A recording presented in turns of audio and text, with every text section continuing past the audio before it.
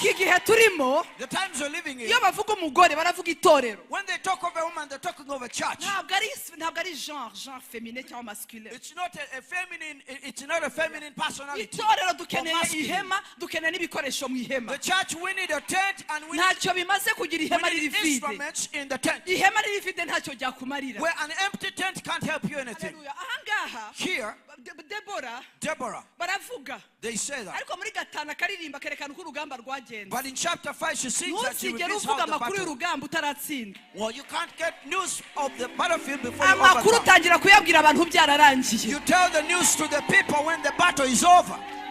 Bazishakisha umuntu waje muri fire week. Ukabwira Imana mana nguha iki?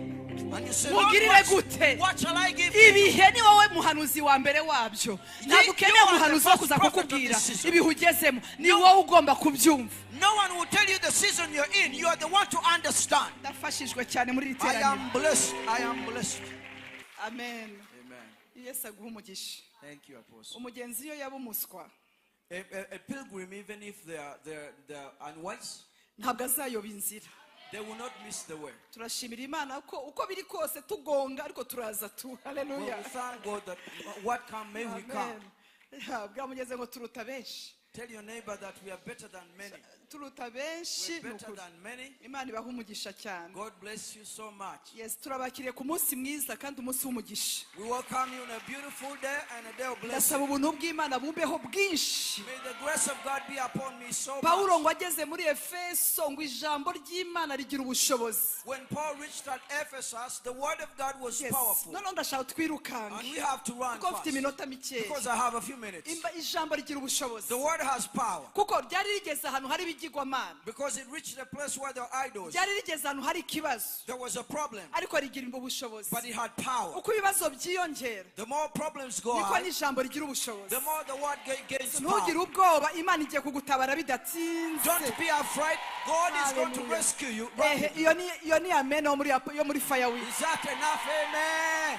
Yesu ashimwe. Praise the Lord. Turanezerewe. We are happy. Bene Kora The sons of Korah, baravuze ngo they said that, werega amahema yawe but that your tents n'ay'igikundiro are lovely. ngo kuba mu mahema yawe And to be in your tents, ngo bindukira kuba iminsi 1000 n'imyaka 1000 mu mahema y'abanyabyaha. it's better than being 1,000 years in the wicked tents of Bene wickedness. Kora bari baragize ibibazo bitandukanye. The sons of Korah had many problems. Haleluya. Bagize abo bavukana bo kwa Kora barigomeka. They had their brethren who decided to disobey. Ariko buri umuntu muri kumwe muba mufitaniye umumaro munini. But you know, when you're with someone, that is someone who's So of value. kwigomeka kwa bene wabo And so their disobedience byabazaniye igikomere gikomeye cyane. brought unto them a very big hurting experience. Nkuko nawe wakomere kufite umuntu mugendanye igihe kirekire. It's like you can be hurt if you've been with someone for a long time. Hanyuma bigometse. And when they decided to Hagira disobey, abasigara baravuga ati ntabwo tuzigomeka. there are some others who stayed and they said, we will not disobey. Ariko bene wabo babivuyemo. But their brethren had left. Baravuga ati rero kugira ngo tuzabibashe. And they said, for us to be able,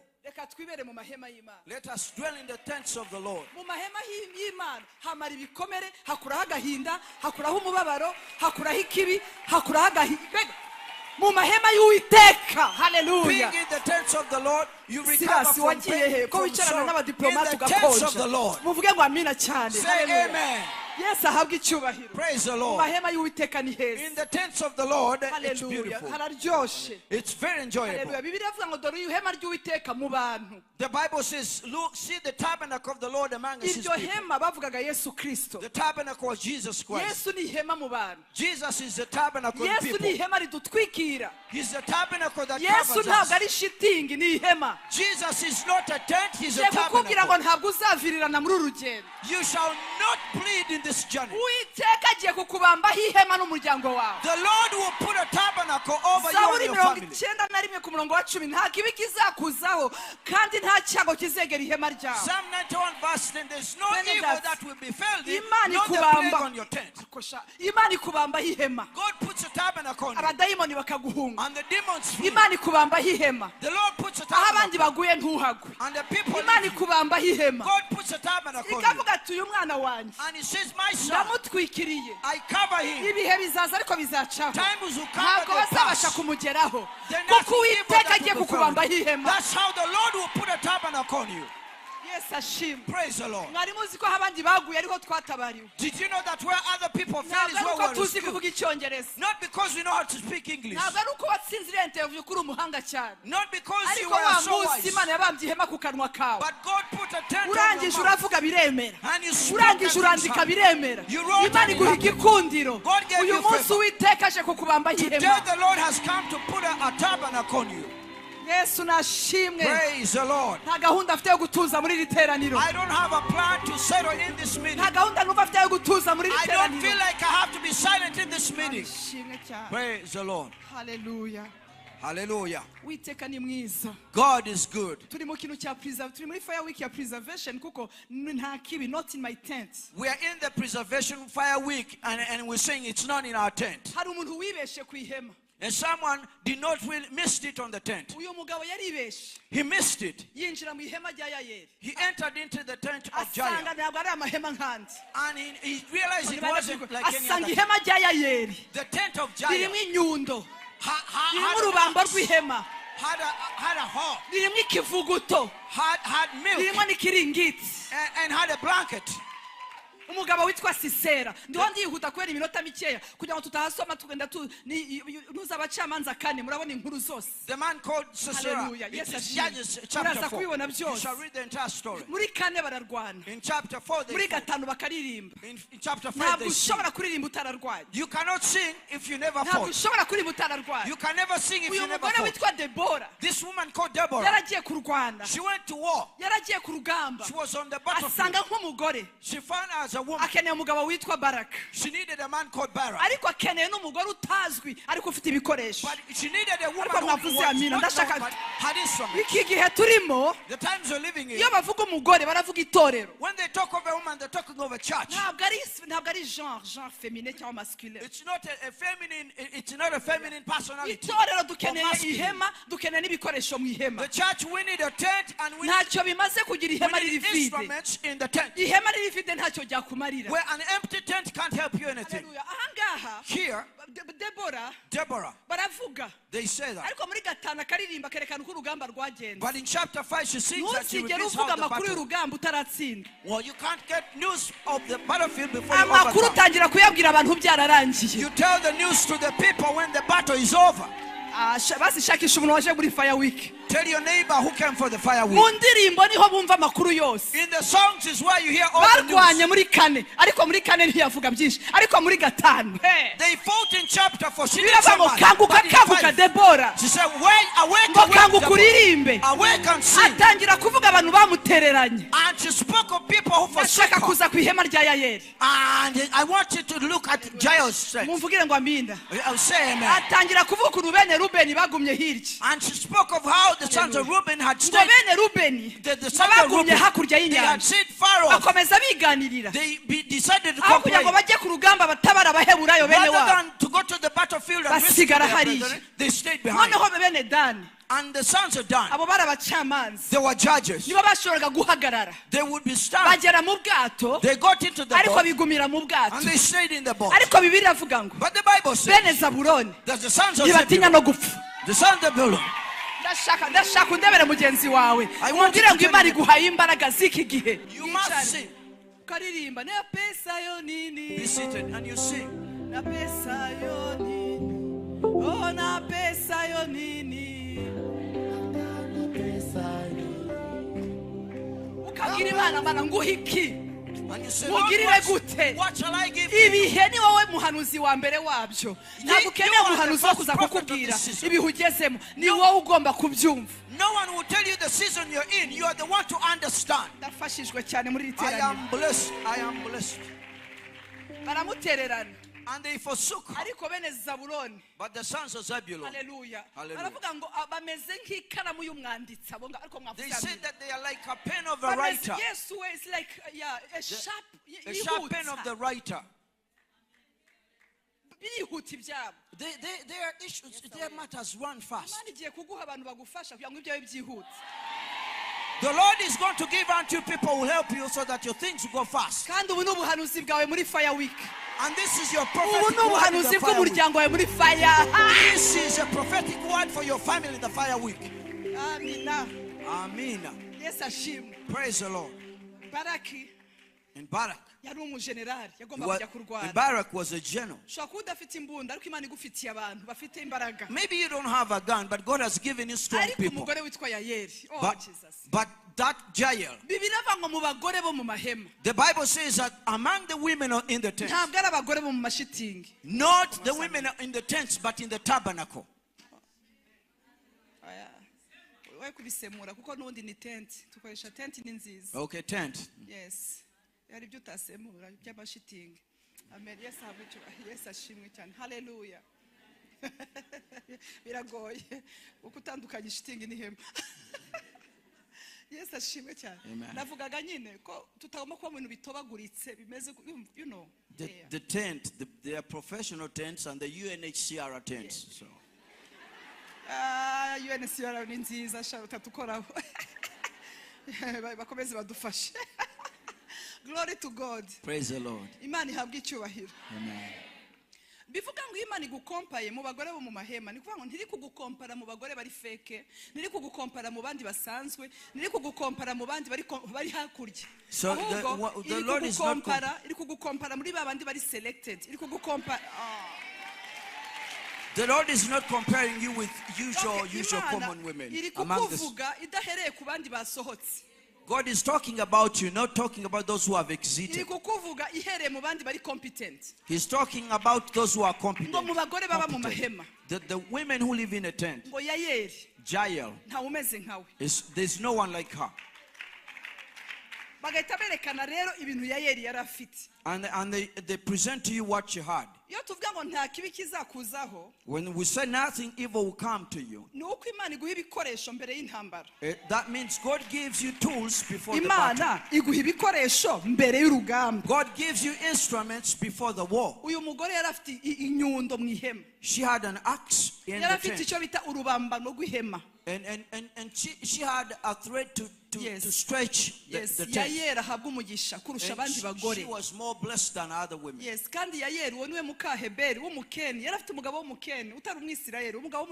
she had a Canaanite man who was not an Israelite. But she was more an excellent than others. Well, having excuses, you would be like realize Jael, the husband was a Canaanite. Let's not have excuses of our relatives. Look at Jael.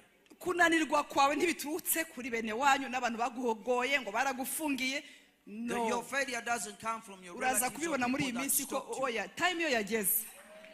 You will see that when your time has come, excuses disappear. May she be blessed more than the other women who are in the tent. Yes, she had an axe. She had like a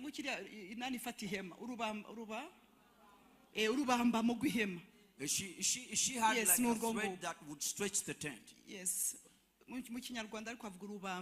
Something, yes.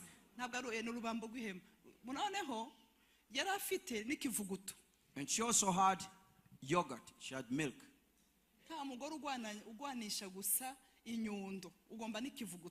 There's no woman who fights only with an axe. You need some yogurt. You need some milk. There are some wars that require yogurt, some milk.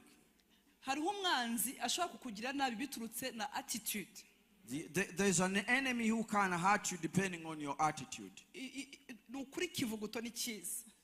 Honestly, yogurt is good. When you drink it, you feel like you want to sleep. When Sisera got into the tent,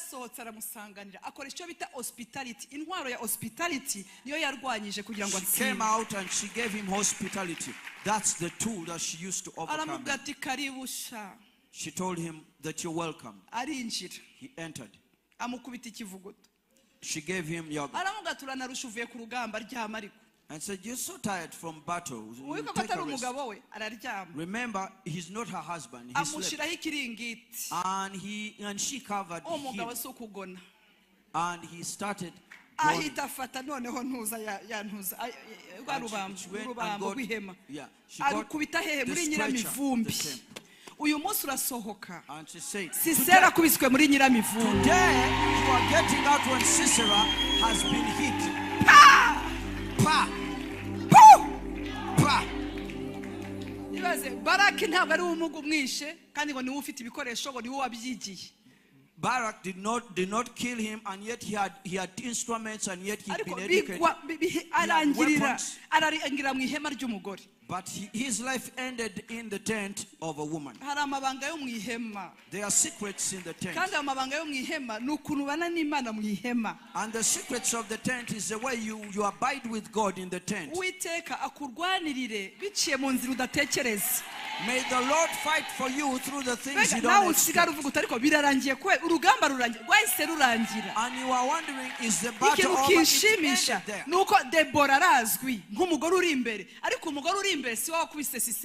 What amazes me is Deborah is known as a frontline woman, but she's not the one who defeated Sisera, but the one who was behind. The one who was behind.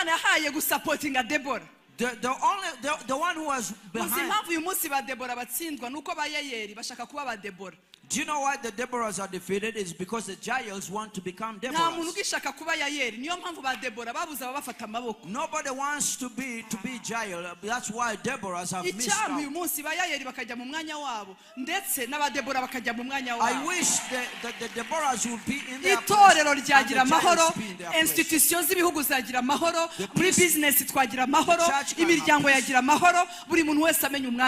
The church can have peace, the businesses can prosper, and the nations can prosper. Because today Jael doesn't want for people to sing and talk about the victory by Deborah. Can you imagine people singing about Deborah's victory, and yet you're the one who defeated Sisera?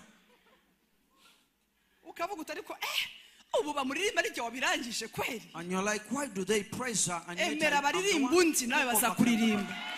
let them sing about the other. Say amen.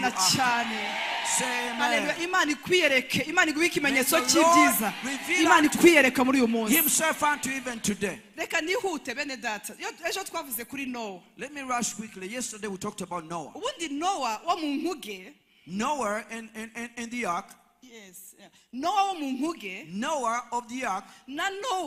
And the Noah after the one after the ark. We have to prepare Noah before the flood in the ark, so after the flood he will be a true man. The born again do not increase in the ark. They increase outside the ark. They don't increase in the upper room. They die outside of the upper room. And we shall not stay in the upper room. We have to face the marketplace. We have to get out of the ark. We shall not stay permanently in the ark. Noah never stayed permanently in the ark. The flood stopped, and the water went down. He went out with his family. And the crops were ready. But what he became after the ark, it's very painful. Before the flood, he had worked for many years. Well, the time he was shaping the ark was more than the time he spent in the ark. But Noah, when he got out, he drank, he became drunk. After becoming drunk, he got drunk in his tent. Most people are getting drunk in their tent. When I mean to be drunk, I don't mean alcohol just. Yes, I'm talking about different kinds of life. Success can make you drunk. Pride can make you drunk. Many things can make you drunk. And you lose the anointing of God. I pray in this fire week that may God help us as we come out of the problems. But after the problems, we will be born again. I say after the problems, we will continue to be born again. After the problems, we may continue to be those the God wants us. Brethren, what we differ from others, what we differ from other people, what we differ from others. First of all, the reason why the Jews are better than others, they keep the secrets of God. And they are above others in everything. They are above everyone in everything. I don't fear to say it. They are above in everything. First of all, they are keeping the secrets of God. And whoever has stewardship of the promises of God is not traumatized. Someone who has promises. The secrets I keep to myself. You can come and abuse me. I laugh at you because of the secrets I possess. Tell your neighbor that you look like what you are keeping in you. You look like what you keep in you. You look what... Hallelujah, hallelujah.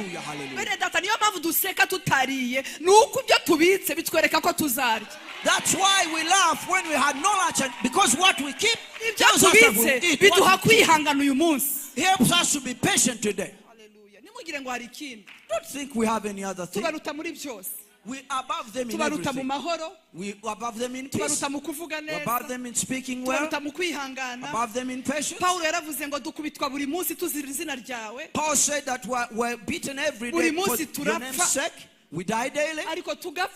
But we die because of your name's sake. To die, it's not to go to sorrow. It's to die on your reputation. It's to die on your honor. It's to accept and you're abused. That we are hit down, but we don't fall completely. We are like those who are unknown, and yet we are famous. We look as those going to die, but we are alive. We are above them among everything. How many people are here? We are above them in everything. We are above. We are above them to sleep. Because we sleep when there's a force. But as for us, I will sleep comfortably. For the Lord has been my peace.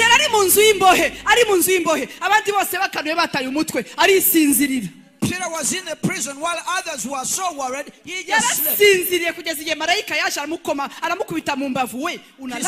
until the angel came and hit him and said, "You are sleeping." And he hit him so he may wake up.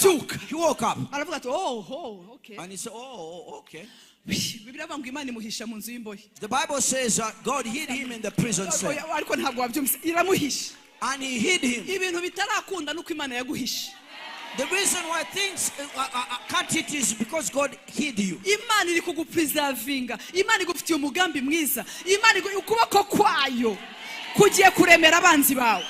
God is preserving you. God loves. God is keeping. His hand is going to be against your enemies.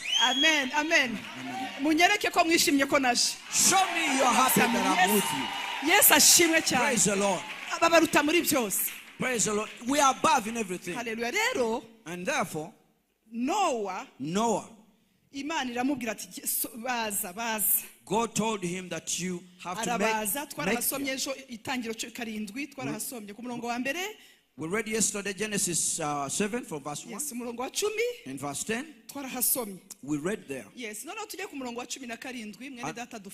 And on verse 17 our brother may help us. Yes. Iminsi ngahe 40 amazi aragwira umva rero abantu yo tuvuga ngo not in my tent nahangaha rero amazi aragwira and the water increased. Ntibari mu nkuge se? Are they not in the ark? Ariko amazi agira ati and the water increased. Aragwira aterura ya nkuge do and it lifted up the ark. Umuntu ari mu nkuge yatabawe. Someone has been rescued and is in the tent. Ndashaka kubwira ko abantu umwuzure watwaye Let me tell you about the people who were taken by the flood. The flood was not a respect of persons. When you are proud of your tribe and you say because of your tribe, no, there will be no. Where you come from doesn't preserve you from the flood. For your family to be great, it doesn't preserve you from the flood. Those who were educated and illiterate were taken. They were taken. Different categories of people. But look at the people who are in the ark. They are also in the ark. They can't be taken by the flood. But that water increased. Have you been in a trial? And the waters of the trial increases? And you see the water increasing. It increases. And you begin to see the ark going above. So there are two things. There's choice. When the ark is flirting on the water, above the water. You have to choose calmness or panic.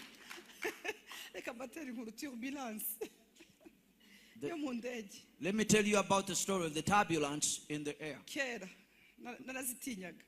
Long ago I used to hear turbulence whenever I would fly. Do you know how I became somehow courageous? And I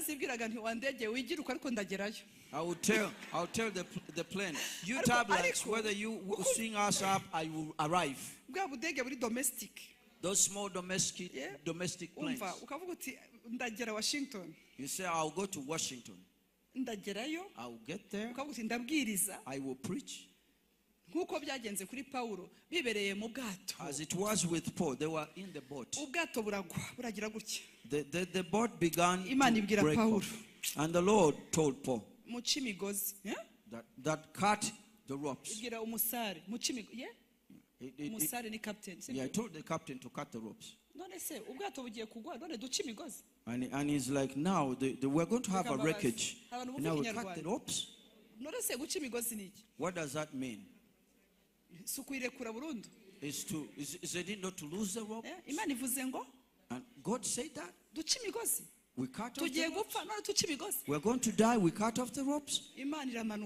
And God came down and told Paul, my son, all these people in the ship, all the people you see in this ship,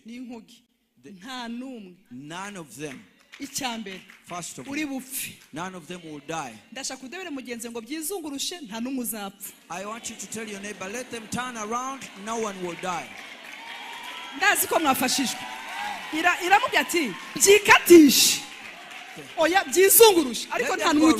Turn around, no one will die. That's why the first thing is for you to have information. There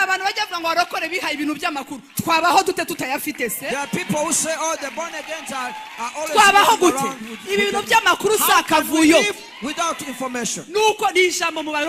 It's the word.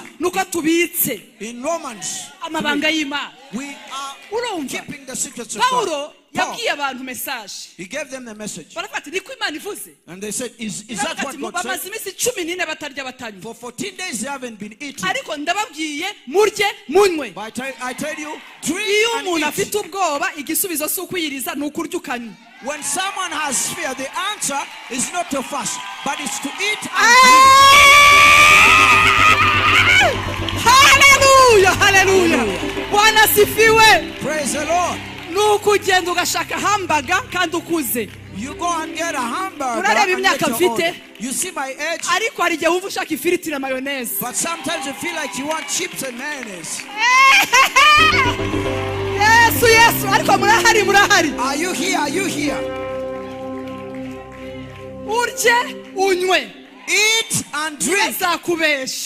You should not be deceived. God found Elijah going around in the forest. Agenda mu ishamba avuga ngo basogokuru banje simbaruta. Yaramaze kwica abahanuzi ba Bayali. Amaze kwica aba Asheri. Amaze kubarangiza. Arabagenda, arabatemagura. Abata muri Kishoni, mwiriba rya Kishoni mukibaya. When he was moving around and he had killed the prophets of Baal and Asherah and he threw them in Kishon. And he got discouraged. And he came back to Paul. He slept in the forest and he said, I'm not better than my fathers. He went back to his lineage. He went back to his lineage. I am not above them. Are those who died, am I above them? You are not connected to them. You're not on their level. You are not on their level. You're not on their level. You are not on their level. Those who failed, you are not on their level. When someone is in Christ Jesus, he is a new creation. After, when he was asleep, the angel never told him to fast. He brought bread for him and brought for him a hot cake. God is giving a hot cake in these days. Hallelujah. Hallelujah. Hot cake. Hot cake.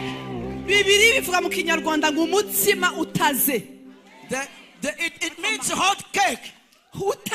It was a hot cake. It was coming from the oven. An original hot cake. It was not an overnight cake. It was fresh. May God give you fresh.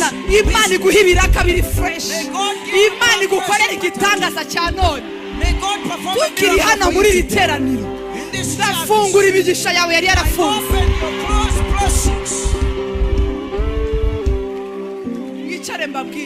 Be seated. Be seated and I tell you. Ndavuga ni usinachere uwareka kujyayo ubwo nacerewe ariko nagize neza kuza rata ariko mwavuze amina Yesu ahagwica ariko Yesu bari Paulo bashobewe when they were disappointed. Imana irababwira ngo God said to them, ubu bwato mubureke bucaho bushaka. Let the boat have wreck. Hari igihe ureka ubwato bugacaho bushaka. Sometimes you let the boat have wreck. Bifatira bikajya bikagucika. Sometimes you hold on to things and they come out of hand. Tell your neighbor, hari igihe umuntu aruha. Sometimes you get tired. Babyumva ibyo mvuga. Hari igihe umuntu aruha. Ukabireka bikikatisha iburyo n'ibumoso. Ukabibwira ngo Yesu aracyari ku ngoma. Ukabireka bikikatisha. Ukavuga ngo yatangiye umurimo mwiza muri cyewe. And you say, he who began a good work in me. Hallelujah. Hallelujah.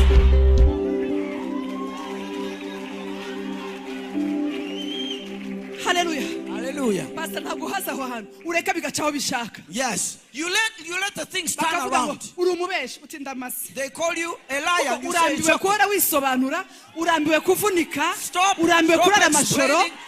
Urambiwe gusobanura ibyo utafitemo uruhare. Explaining yourself where you are not even in the urarushe.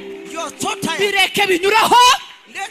Let them turn wherever they want. Imana izabiramira bizagera ahantu Uwiteka azatangira. And God will stop them. Ariko icyo nakubwira. But what I can tell you, what the anointing does. Yonyine arahagije gucecekesha ibyo bintu. The anointing is enough to stop every voice. It shall bring what you've never seen before. Amen. Be seated, my friends. You are my close friends. You are my close friends. Hallelujah. I love you. May God bless you. And they stayed with a small piece of wood. All those people. They all lived, none of them died. No evil will befall thee, no plague will come to your tent. None of them died. You know, in the morning, God told him, you meet with Caesar. You'll be standing before Caesar. Imagine you're going through a wave, and God tells you that in the morning, prepare. You shouldn't be scared in the morning. You're meeting with Caesar. Problems are there, but you meet with Caesar. You will stand tall in the presence of Caesar.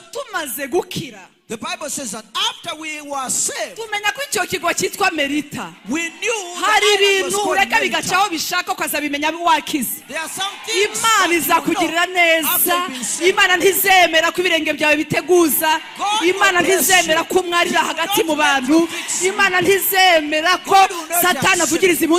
the devil will overcome your life. He won't. I am blessed. Praise the Lord. Oh, hallelujah. Oh, hallelujah. May the Lord bless you. Oh, Jesus, we thank you for your glory. We thank you for your goodness.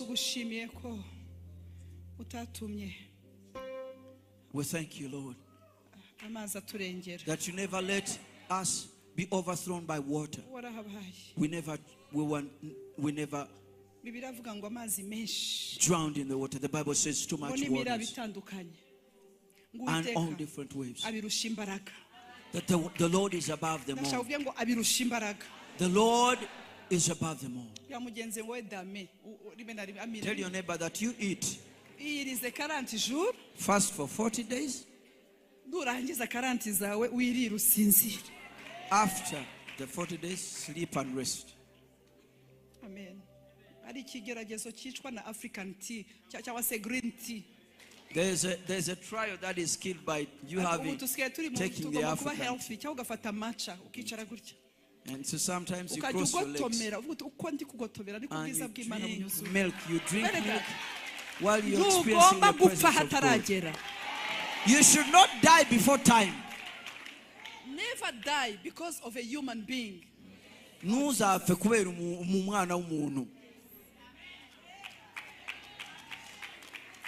Don't. It's an embarrassment.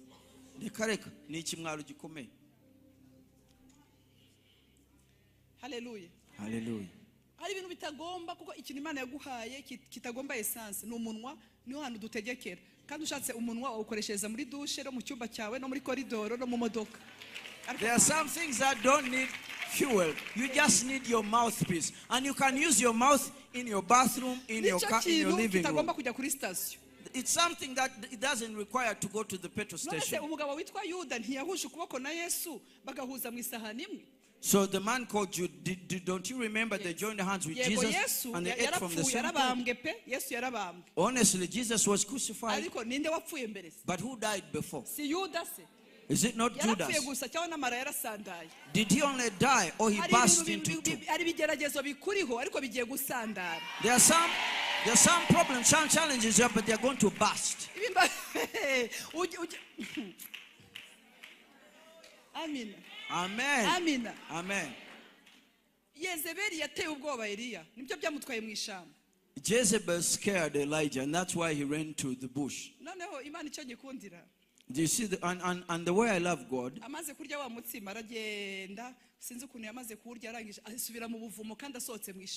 After he ate the cake, he went back to the den, and yet he had come out of the forest. As a servant of God who gets scared sometimes, I understand him, but I don't know about you. It's like saying, you never know. You never know. I've just come from the forest. Let me try to hide in the cave. The surprising, you could think that God never knew that he was in the cave. Sometimes God overlooks where we are. Sometimes he doesn't meet you at church. He finds you in your bed. He comes at the cave of your bed.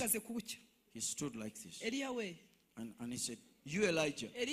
Elijah. And he said, yes, please. What are you doing here? You have no idea. Are you ignorant? He said, get out of the cave. He came out, he covered himself with his coat. I had so much zeal. I committed myself in the pool. I said, God, you deceived me. I joined the pool. How many people are with me here?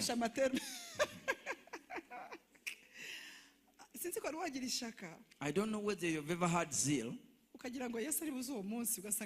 And you think Jesus is coming that same day and he doesn't come.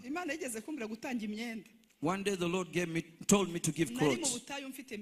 I was in the wilderness, I had few. I got my suitcase, I gave away all the clothes. And I only had two beautiful dresses. And I thought God was going to raise up someone to bring suitcases. I waited, God didn't come. You know how I waited? I would pray, oh Lord. Sometimes we pray prayers that we shouldn't pray.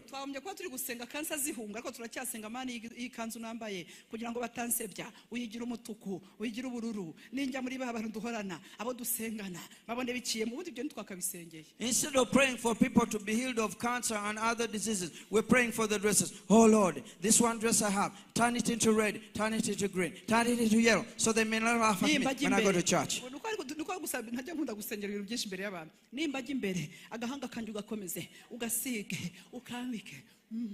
I don't like to pray for so many things. The people pray. If I stand before them, strengthen my forehead, anoint it, make it anoint. For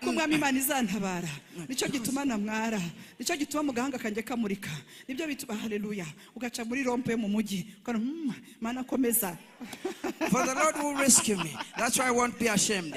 Lord, strengthen my forehead. You get into the traffic lights. But the Lord has turned your requests and your prayers. Not more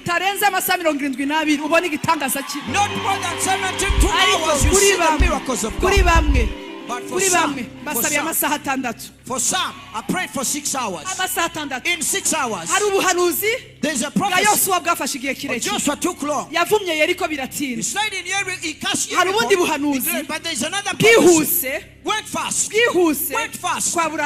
In Abraham's life. Next year, in the time which went so fast, of Elisha. Tomorrow at the gate of Samaria. Tomorrow at the gate of Samaria. Tell your neighbor, God has taken you out of the year period. There's another that was fast. I tell you, in just a few hours, that in a short time, before the end close, in 6 hours, see the prophecy. We take away. Oh God! Ndirukana spirit of delay. I cast out the spirit of delay. I destroy the spirit of delay. In this fire week of October, in the tent, we pray. Everything delaying you, stop in Jesus' name.